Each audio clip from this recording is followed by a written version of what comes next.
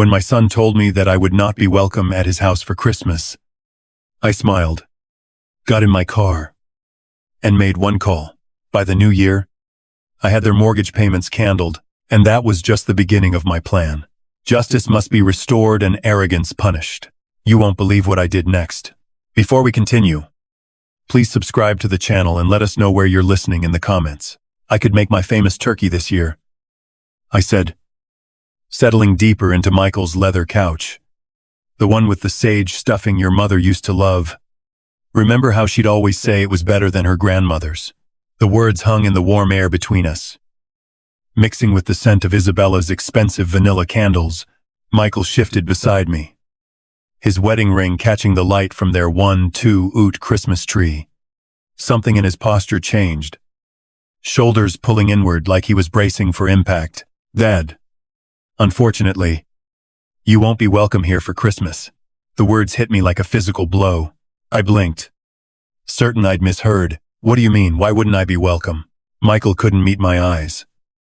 His gaze fixed on the marble coffee table, the one I'd helped him pick out last spring when Isabella decided their old furniture wasn't sophisticated enough. Isabella's parents are coming, and they'd prefer if you weren't here. My hands went cold. They'd prefer. It's just easier this way. Dad, you know how her family is about traditions. They have their own way of doing things. His voice got smaller with each word, like he was shrinking inside himself. I looked around the living room at the silk curtains I'd paid for when Isabella complained about privacy, at the hardwood floors that had come from my second mortgage, at the crown molding that had maxed out my credit card. Every inch of this house bore my fingerprints, my sacrifice, my love for my son, their own way. I repeated slowly. And what way is that? Michael, he flinched. Dad, please don't make this harder than it has to be. Through the kitchen archway, I could see Isabella's new KitchenAid mixer, the professional grade one she'd insisted she needed for her holiday baking phase that lasted exactly 3 weeks. Armayon. 000 of my money sitting there. Probably used twice since October. Where will I spend Christmas then? The question came out quieter than I intended. Michael's face crumbled. Maybe you could. I don't know. Maybe visit Aunt Rosa. Or we could do something the weekend after. The weekend after. Like Christmas was just another appointment that could be rescheduled for convenience. I stood up, my knees protesting after 8 years of carrying this burden alone. I see. Dad. Wait. But I was already moving toward the door. Past the family photos, where my face grew smaller and more distant in each frame. Past the coat closet that held Isabella's 1,000 jackets. My hand found the doorknob solid and cold under my palm. Son, I said without turning around. Tell Isabella's parents. I said, Feliz Navidad. The December air hit my face like a slap as I walked toward my truck. Behind me, I heard Michael call my name once. Then the soft click of the door closing. Final absolute. I sat in the driver's seat for a moment. Engine off. Watching the Christmas lights twinkle in the windows of houses I'd never be welcome in. My phone buzzed. Probably Michael wanting to smooth things over with empty promises and guilt. I didn't answer. Instead, I turned the key and drove into the darkness, leaving behind the warm glow of the house I'd bought, but would never belong in. The heater hummed against the December cold as I navigated the familiar streets toward home. South Hills sprawled around me, every neighborhood corner holding memories of the man I used to be. The one who believed family meant everything, who'd give his last dollar to see his son smile. That man was a fool. I stopped at the red light on 29th and Grand, watching a young father load Christmas presents into his SUV. His kids pressed their faces against the window, breath fogging the glass with excitement. Once upon a time, that had been Michael and me, before Isabella. Before I became nothing more than a walking ATM with inconvenient emotions. The numbers started rolling through my head like a broken slot machine. Armagon. 800. Every month for 5 years. My calculator had given up trying to make sense of it last spring when I'd finally added up the total. Ling ling ling. More money than Maria and I had saved for our entire retirement. Gone. Just gone. I pressed the accelerator harder than necessary as the light turned green. The truck responded with a growl that matched my mood. 5th Street. That was where I'd refinanced my house. Our house. Maria's. And mine. To cover their down payment.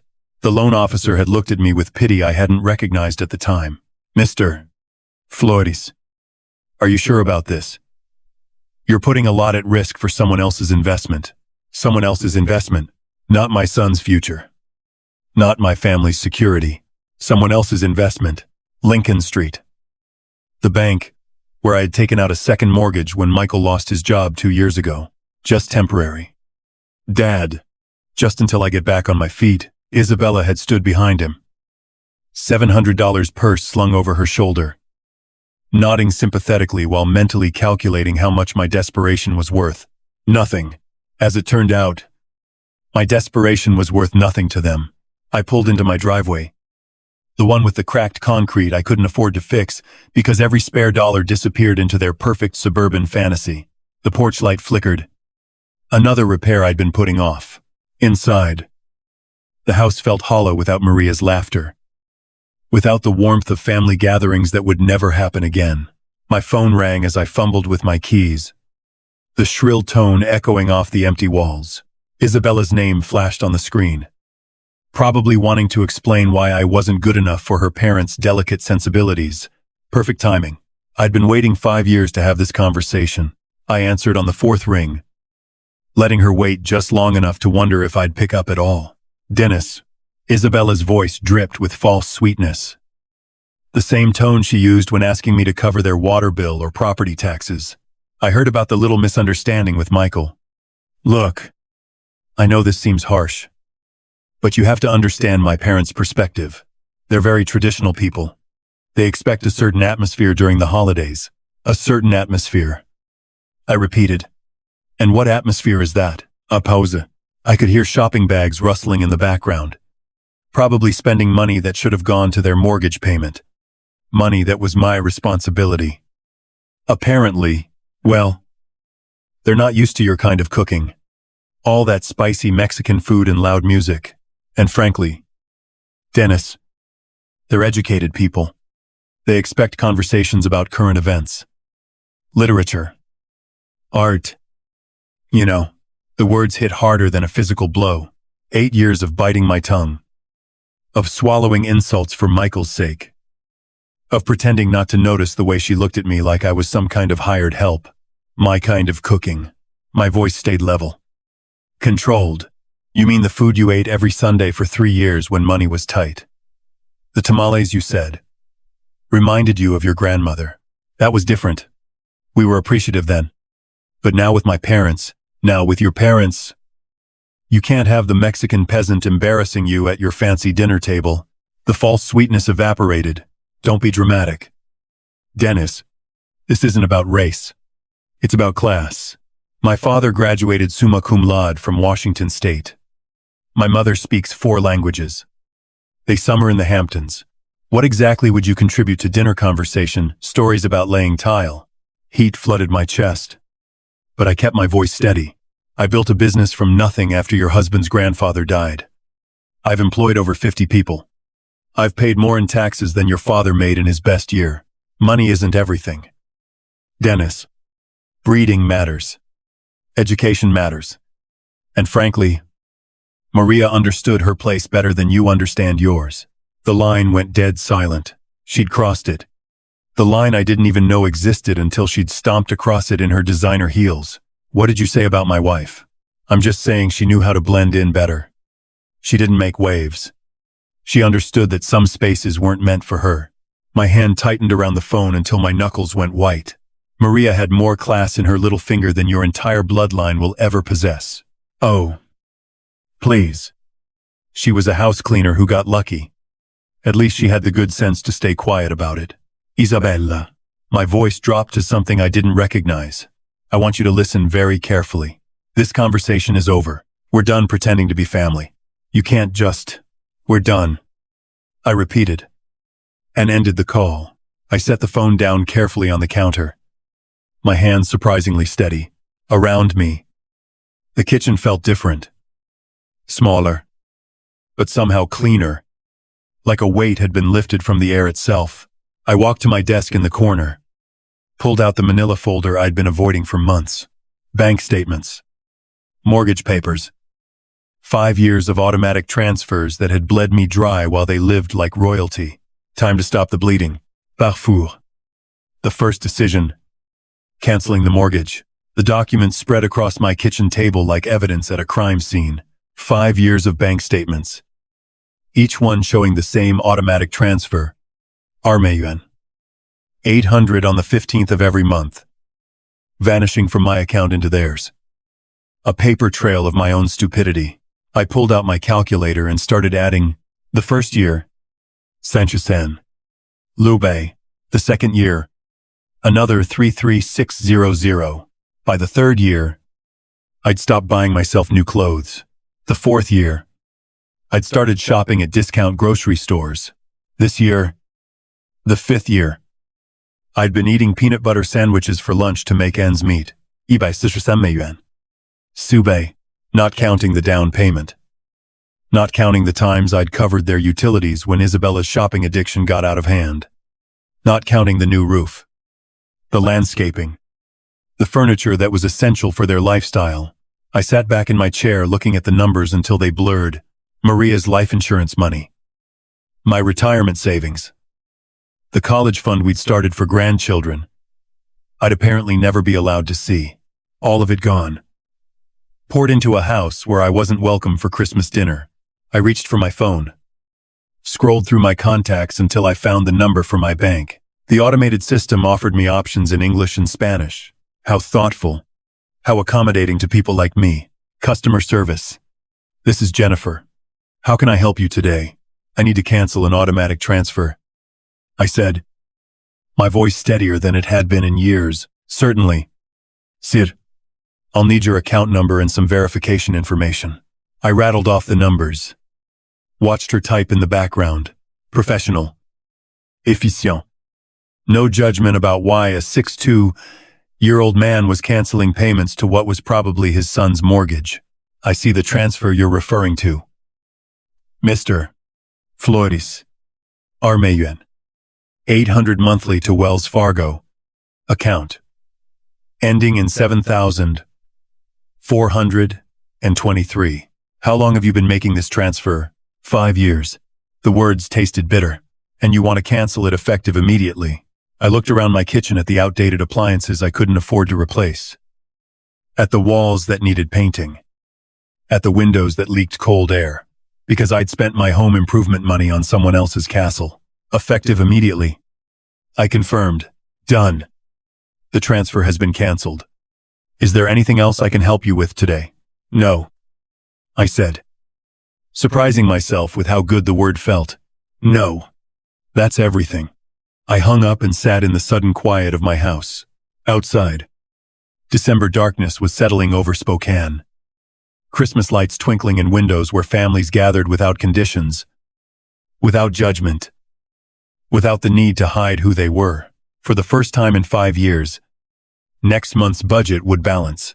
For the first time since Maria died, I could afford to fix my porch light, buy decent groceries, maybe even take a vacation. I gathered up the bank statements, the mortgage papers, all the evidence of my generosity. Then I walked to my fireplace, struck a match, and watched 5 years of martyrdom turn to ash. The fire felt warm on my face, warmer than I'd felt in years. My phone buzzed with a text message, probably Michael wanting to apologize, or Isabella needing money for something essential, like new throw pillows. I didn't check it. Instead, I poured myself a glass of the good whiskey, the bottle I'd been saving for a special occasion that never seemed to come. Tonight felt special enough. I raised my glass to the empty room, to Maria's photo on the mantel, to the man I used to be, and the man I was becoming. Merry Christmas to me, I said, and meant it. Part 5. Isabella's provocation. The next morning arrived crisp and clear. December sunlight streaming through my kitchen windows as I nursed my second cup of coffee. For the first time in years, I wasn't calculating how much money would disappear from my account in 3 days. The freedom tasted better than the Colombian blend I'd finally allowed myself to buy. My phone rang at exactly 1047 a.m. Isabella's name flashed on the screen like a warning label. Dennis. Her voice carried that familiar tone of barely concealed impatience. I need you to pick up my parents from Spokane Airport. Their flight from Portland arrives at 2:00. I set down my mug carefully, watching the steam curl toward the ceiling. Isabella. Did you forget about our conversation yesterday? Look. Whatever that was about. We need to focus on practical matters now. My parents need transportation. And you're the only one with time during the day. The audacity was breathtaking. Less than 24 hours after telling me I wasn't worthy of sharing Christmas dinner with her family. She expected me to serve as their personal chauffeur. And you're asking me because that's what family does. Dennis. They help each other. Her voice sharpened with irritation. Besides, let's be honest here. You're not my rival. You're too weak to be my rival. So, just get in your truck and pick them up. There it was. The final insult wrapped in a command. What airline? I asked quietly. Alaska Air Flight 447. They'll be at baggage claim carousel 3. And Dennis. They're expecting someone who can handle their luggage properly. Don't embarrass us. I could hear her nails tapping against something hard. Probably her granite countertop. The one I'd paid for when she decided laminate wasn't suitable for her dinner parties. Of course. I said. I'll take care of everything. Good. And wear something decent. Maybe that blue shirt you wore to Michael's graduation. They noticed things like that. The line went dead. She hadn't even said thank you. I sat back in my chair, looking at my phone's blank screen. Arling Ling. Flight 447. Baggage claim. Carousel 3. I glanced at the wall clock above my sink. 10:02 a.m. Plenty of time. I poured myself another cup of coffee, added an extra spoonful of sugar, and opened yesterday's newspaper to the crossword puzzle I hadn't finished. 7 across. Delayed gratification. 12 letters. The answer would come to me eventually. Par 6. The airport trap. A 2:53 p.m. I was settling into my favorite armchair with a fresh cup of Earl Grey and the Spokane Review's Sunday edition. The crossword from yesterday lay completed on my coffee table. Delayed gratification had been postponement. My phone buzzed against the wooden surface. Isabella's name again. I let it ring. The December sun slanted through my living room windows, warming the space where I'd spent so many lonely evenings counting the cost of my generosity. Today, the silence felt different. Earned. Intentionnel. 2:27 p.m. The phone buzzed again. This time, I could see the preview of her text. Dad. Where are you? My parents are. I turned the phone face down and returned to the sports section. The Seahawks had lost again. Some things never changed. 3:30. My phone had buzzed 6 times. I'd finished the newspaper, brewed a second pot of tea, and started organizing the junk drawer in my kitchen table.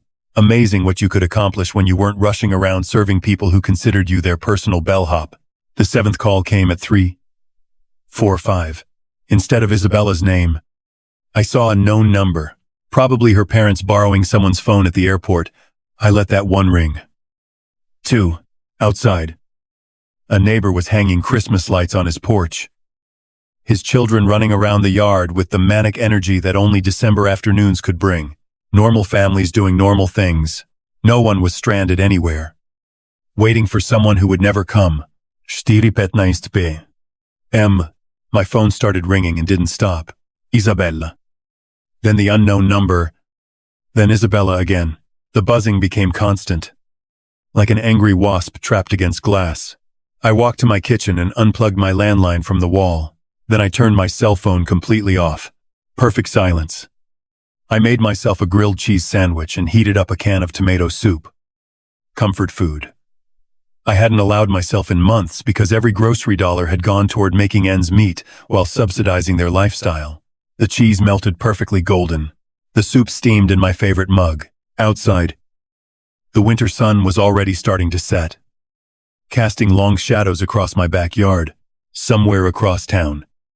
3 people were probably standing in an airport parking garage, arguing about taxi fare and wondering how their personal servant had the audacity to strand them. The thought made my soup taste even better. p.m. I'd eaten dinner, loaded my dishwasher, and was considering what movie to watch.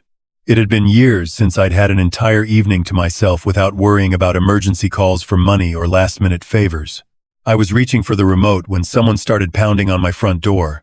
Not knocking, pounding, the kind of aggressive hammering that rattled the frame and announced pure fury. I set down my tea and walked slowly toward the sound, already knowing exactly who I'd find on the other side. The pounding intensified as I approached the door, each blow more violent than the last. Through the peephole, I could see 3 figures crowded on my small porch like wolves circling prey. I opened the door to find Cody Jenkins's red face inches from mine. "What the hell is wrong with you?" he shouted, pushing past me into my living room without invitation.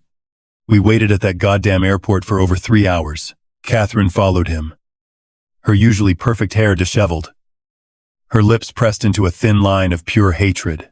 "This is completely unacceptable behavior from someone your age, Dennis. Absolutely barbaric." Isabella brought up the rear, her designer coat wrinkled, her makeup smeared. "You humiliated us. Do you have any idea what you've done? My parents had to take a $40 taxi because you decided to get out of my house." My voice cut through their chorus of rage like a blade through silk. They stopped mid-rant, shocked by the steel in my tone. "Excuse me." Cody's face went from red to purple. "You don't get to make demands here, buddy. Not after what you pulled today. This is my house," I said quietly, not moving from my position by the door. "And I want you out now." Catherine stepped forward, her voice dripping with the kind of condescension she'd perfected over decades of looking down on people like me. "Dennis, you clearly don't understand the magnitude of your mistake. My husband has connections throughout this city. Business connections, social connections. You can't treat people like us this way and expect—" "This was a lesson for you," I interrupted, meeting her gaze steadily. "A lesson about your excessive arrogance and your poor treatment of people you consider beneath you." Isabella's mouth fell open. "A lesson? Who do you think you are to teach anyone anything? You're nobody. I'm someone who finally stopped being your personal bank account and taxi service." I stepped aside and held the door open wider. "The lesson is over. You can leave." Cody jabbed a finger toward my chest but didn't quite dare touch me. "You have no idea who you're messing with. Old man. I've been in this town longer than you've been breathing its air. I know people. Important people. People who can make your life very, very difficult. Is that a threat, Mr. Jenkins?" "It's a promise." His voice dropped to a menacing whisper. "You think abandoning elderly people at an airport is just something you can do without consequences? You're about to learn exactly how wrong you are." Catherine nodded, her smile sharp enough to cut glass. "Indeed. Actions have consequences, Dennis. And yours will be quite public." Isabella grabbed her father's arm. "Daddy, let's just go. This pathetic old man isn't worth our time." They filed out of my house like a defeated army. But Cody turned back at the threshold. "You'll regret this," he said. "I guarantee it." I closed the door behind them and turned the deadbolt with a satisfying click. Through the window, I watched them pile into their rental car, still arguing among themselves as they drove away into the December darkness. The house felt cleaner with them gone, as if their presence had left a stain that was only now lifting. But their parting words echoed in the sudden quiet. Public consequences. Important people. Connections. I walked back to my living room and picked up my tea, still warm in its mug. For the first time in this whole mess, I felt something that might have been concern, but it was overwhelmed by something much stronger. Anticipation. 3 days later, I was enjoying my morning coffee and scanning the Spokane Review when I saw my own face staring back at me from page 3. The headline read, "Spokane businessman abandons elderly couple at airport during holiday storm." My hands went still around the coffee mug. There I was in black and white. An old photo from my company's website. Probably 5 years out of date. Below it, a story that made my blood run cold and my temper flare in equal measure. Cody and Catherine Jenkins, visiting their daughter for Christmas, were left stranded at Spokane International Airport for over 4 hours Sunday. When family member Dennis Flores failed to appear for a pre-arranged pickup, the couple, both in their late 50s, waited in frigid temperatures as a winter storm warning was issued for the region. Winter storm warning. It had been 52 degrees and sunny. We couldn't believe someone would just abandon us like that, said Cody Jenkins, a retired banking executive. We called repeatedly, but Mr. Flores never answered his phone. We were forced to take an expensive taxi in dangerous weather conditions. At our age, this kind of treatment is not just inconsiderate. It's dangerous. The article continued with quotes about my pattern of erratic behavior and concerns about my mental state. Cody had painted himself and Catherine as helpless victims of a cruel old man who'd suddenly snapped without provocation. No mention of the Christmas dinner rejection. No context about Isabella's demands or their years of financial exploitation. Just me, the villain who abandoned poor elderly tourists during a blizzard that existed only in Cody's imagination. I set down my coffee and read the article again slowly. Then a third time. The byline belonged to Patricia Morrison, lifestyle editor. I didn't recognize the name, but I recognized the strategy. Cody had called in favors, used his banking connections to get this story placed exactly where it would do maximum damage to my reputation. Smart. Very smart. For the first time since this whole mess started, I felt a grudging respect for my opponents. They weren't just entitled trust fund babies throwing tantrums. They were strategic, calculating. They understood that in a small city like Spokane, reputation was everything. One well-placed newspaper article could destroy decades of hard work. They had declared total war. I folded the newspaper carefully and set it aside, my mind already shifting into the methodical planning mode that had built my business from nothing. This wasn't about airport pickups anymore. This wasn't about Christmas dinner or mortgage payments. This was about winning. I pulled out my laptop and began typing names into search engines. Cody Jenkins, Catherine Jenkins, Isabella Flores. Their social media profiles, their connections, their habits, their weaknesses, everything they'd foolishly made public over the years. If they wanted to play chess, I'd show them what a real strategist looked like. I glanced at my wall calendar. December 18th. 7 days until Christmas. 7 days to plan something they'd never forget. I spent the next 3 days living in a different world. Not the world where I was Dennis Flores, the broken-down old man who let his family walk all over him. This was the world where I was Dennis Flores. Businessman. Strategic thinker. Someone who'd built something from nothing and wasn't about to let a bunch of entitled parasites destroy what I'd worked 40 years to build. My laptop became command central. Social media profiles filled my browser tabs like playing cards in a high-stakes game. Cody Jenkins, retired First National Bank manager, member of the Spokane Country Club, treasurer of the Inland Northwest Business Leaders Association, a man who'd spent his career in positions of trust and influence, a man with a lot to lose. Catherine's Instagram painted a perfect picture of refined living, charity luncheons, wine tastings, vacation photos from Coeur d'Alene tagged with number blessed life. Every post carefully curated to project success and sophistication, comments from friends praising her elegant taste and inspiring lifestyle, all built on other people's money, including mine. Isabella's Facebook timeline told the real story, posts about our beautiful home, with photos of the kitchen I'd paid for, check-ins at expensive restaurants during the months when I'd covered their utility bills, a status update from last week. So excited for Christmas dinner with family. Can't wait to show off our hosting skills. Our hosting skills, our home, our success.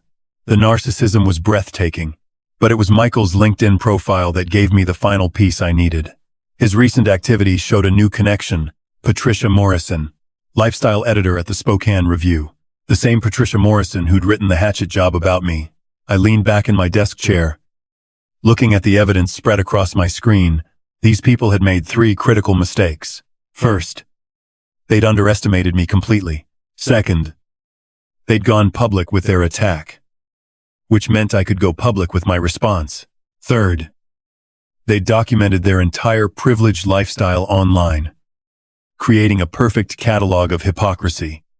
I clicked through to Patricia Morrison's profile, 43 years old, journalism degree from WSU, 15 years at local papers, no previous connection to banking or finance, which meant Cody had reached out cold, probably through someone he knew from his business network. A 5-minute search through local business directories confirmed my suspicion. 3 mutual connections between Cody and Patricia's editor. The story hadn't just appeared. It had been planted carefully and deliberately. Amateur hour. I opened a new document and began typing. Not a response to their media attack. Something much better. A timeline. 5 years of financial support, documented with bank statements, receipts, and canceled checks.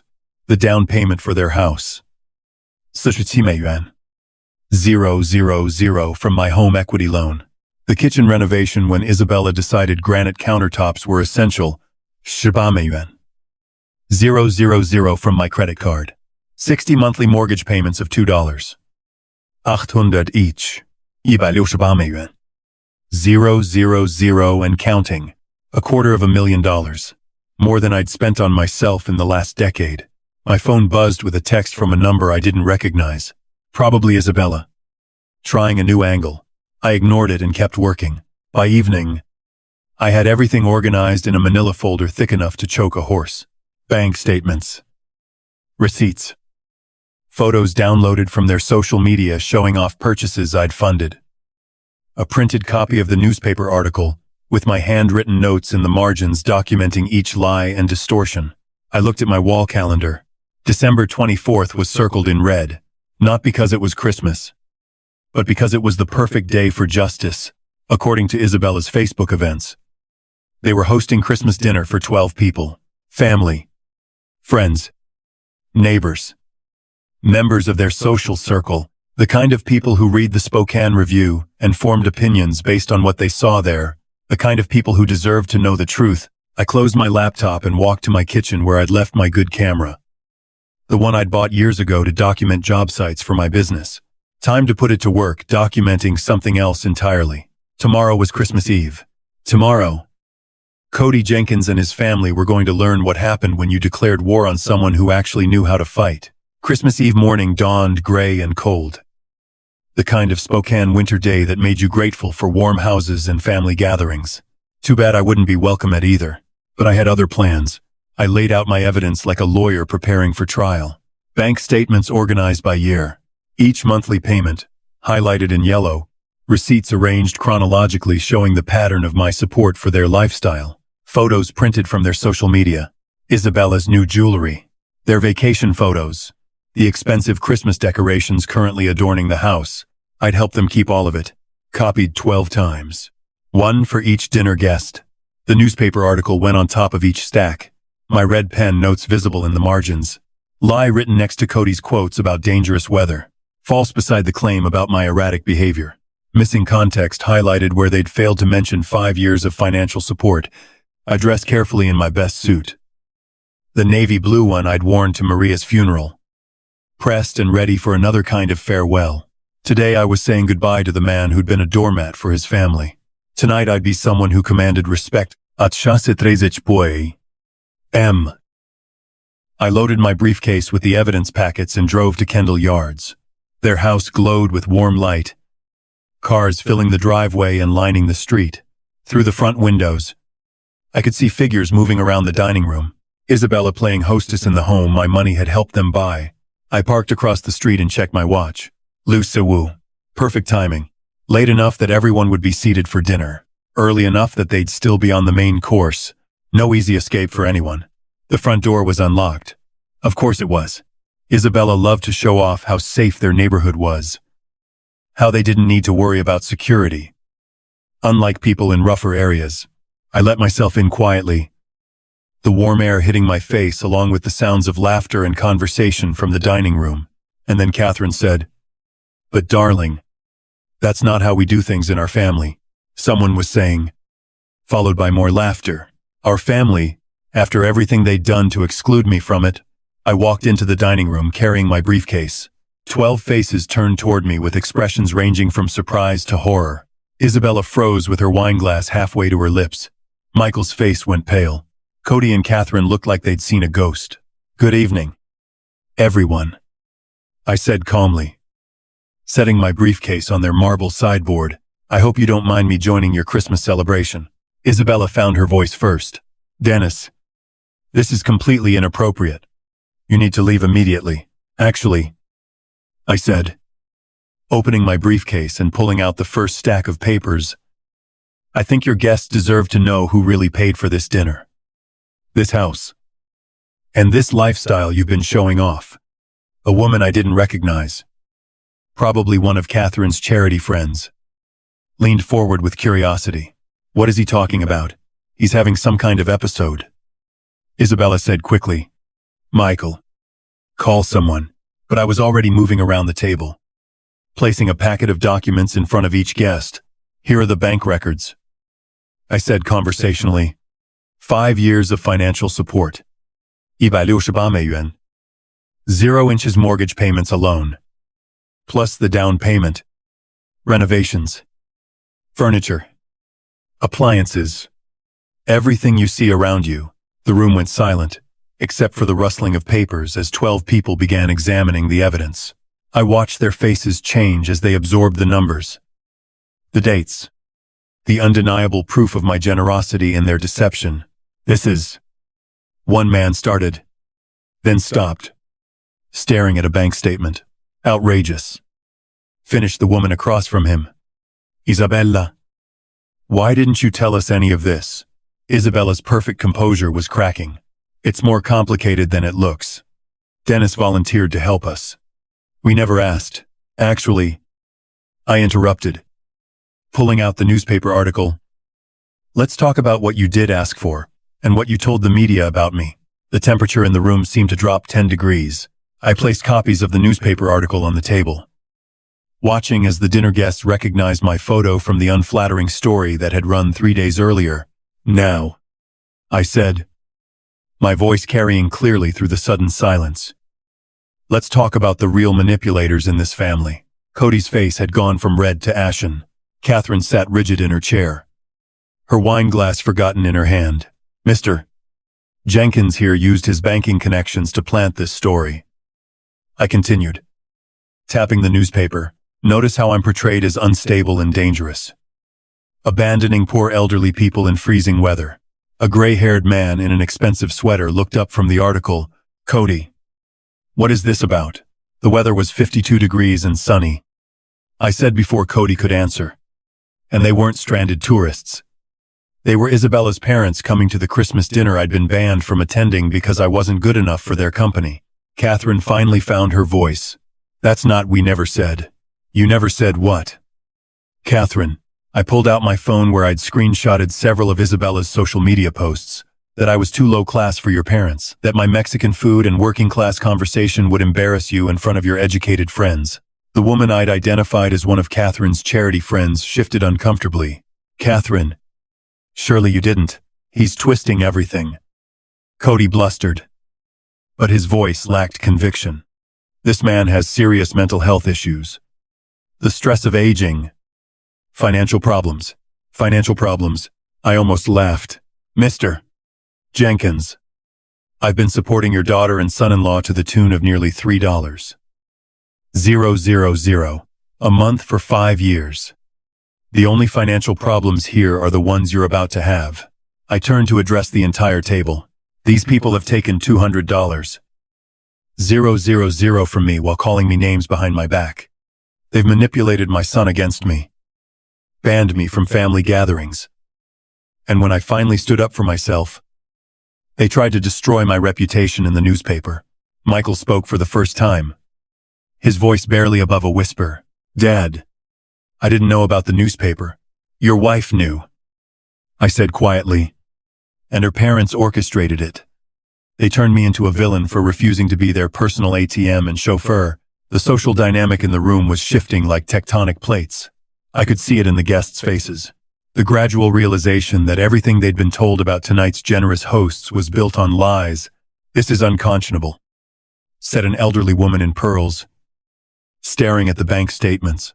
"Cody, how could you let your daughter take advantage of this man's generosity, then attack him publicly when he stopped enabling it?" Cody's carefully maintained facade was crumbling. "You don't understand the full situation." "I understand perfectly," the woman interrupted. "This man has been supporting your family financially while you treated him like hired help. And when he finally said no, you tried to ruin his reputation." Catherine's voice came out strangled. "He abandoned us at the airport after you told me I wasn't welcome at Christmas dinner because my presence would be inappropriate for your parents," I said calmly. "After 5 years of paying their bills while you looked down on me for my ethnicity and education level." The silence was deafening. 12 people staring at Cody and Catherine with expressions ranging from disgust to embarrassment for having associated with them. Isabella made one last desperate attempt to control the narrative. "Everyone, please. This is a family matter that's gotten out of hand." "No," I said firmly. "This stopped being a family matter when you made it public. When you used the newspaper to attack my character. When you decided my reputation was acceptable. Collateral damage for your pride." I looked around the table at faces I didn't recognize, but who now knew exactly who I was. "I wanted you all to know the truth before you read about Dennis Flores in the paper again, because you will read about me again. But next time, it'll be the real story." I closed my briefcase and straightened my tie. "Enjoy the rest of your dinner. It's the last one I'll be paying for." As I walked toward the door, I could hear the eruption beginning behind me. Voices raised in accusation, questions demanding answers. The sound of a carefully constructed social facade falling apart. It was the most beautiful Christmas music I'd ever heard. The letter arrived on a Tuesday morning in March, delivered by certified mail with the weight of legal consequences behind every word. I signed for it at my front door, noting how the spring air smelled of new growth and possibility instead of the winter desperation that had marked those dark December days. Notice of default. The envelope read, "Final demand for payment." Inside, 3 months of missed mortgage payments had caught up with Michael and Isabella like a tsunami of reality. Bamayuan. 400 inches arrears. 14 days to bring the account current or face foreclosure proceedings on the house I'd helped them buy. I set the letter aside and returned to my coffee. Reading it the way you'd read news about distant weather. Interesting. But not your problem anymore. My phone had been ringing for weeks with increasingly desperate calls. Isabella's number blocked after the first hysterical voicemail. Cody and Catherine, whose social standing in Spokane had evaporated like morning mist after their Christmas dinner humiliation. Even Michael, whose calls I'd been ignoring out of a mixture of anger and curiosity about how long it would take him to swallow his pride. The answer, apparently, was 97 days. He knocked on my door that Thursday evening, no longer the confident man who'd excluded me from Christmas dinner, but someone who looked like he'd aged a decade in 3 months. Dark circles under his eyes. His expensive suit wrinkled, the smell of desperation clinging to him like cheap cologne. "Dad," he said when I opened the door. "We need to talk." I stepped aside to let him in, noting how he looked around my house like he was seeing it for the first time. The new furniture I'd bought with my first mortgage-free paycheck. The fresh paint on walls that hadn't been updated in 8 years because every spare dollar had gone to his lifestyle. The repairs I'd finally been able to afford now that I wasn't subsidizing someone else's American dream. "Nice place," he said quietly. "It's what happens when you spend money on yourself instead of people who don't appreciate it," I replied, settling into my new recliner. "Coffee." He shook his head, perching on the edge of my couch like he was afraid to get comfortable. "Dad, I need you to know how sorry I am about everything. Christmas dinner. The newspaper article. The way Isabella, the way we treated you. Go on." I didn't know about Cody planting that story. I swear I didn't. When I found out, he ran his hands through his hair. "Jesus. Dad, the things they said about you behind your back. The way they talked about our family. About Mom's memory." My jaw tightened at the mention of Maria. But I kept my voice level. "And what exactly did they say about your mother? That she knew her place better than you knew yours?" that she understood boundaries. He couldn't meet my eyes. I should have defended you. I should have stood up to them years ago. Yes, I said simply. You should have. We sat in silence for a long moment. The weight of 5 years of mistakes filling the space between us. Outside, I could hear my neighbor mowing his lawn. The normal sounds of a normal Thursday evening in a normal neighborhood where sons didn't exclude their fathers from Christmas dinner. The house is in foreclosure. Michael said finally. I know. We can't make the payments without... He stopped, seeming to realize how that sounded. Without my help. I finished. Without the money I was sending every month while you let your wife's family treat me like garbage. I know how it looks. Michael. I leaned forward, making sure he was looking at me. Do you know how much money I sent you over 5 years? He nodded miserably. Isabella calculated it after Christmas. The mortgage payments. The down payment. Everything else. Over $200. Ling ling ling. 237美元。468. I corrected. I know the exact amount because I finally did something I should have done years ago. I added it up. His face crumpled. Dad. I'm so sorry. I don't know how to fix this. You can't fix it. So, that money is gone. But more importantly, those years are gone. 5 years when I could have been building a relationship with you instead of funding your wife's fantasy life. I know that now. He looked up at me with something that might have been hope, but maybe we could start over. Maybe there's a way to... Are you asking me to resume the mortgage payments? The hope died in his eyes. We're going to lose everything.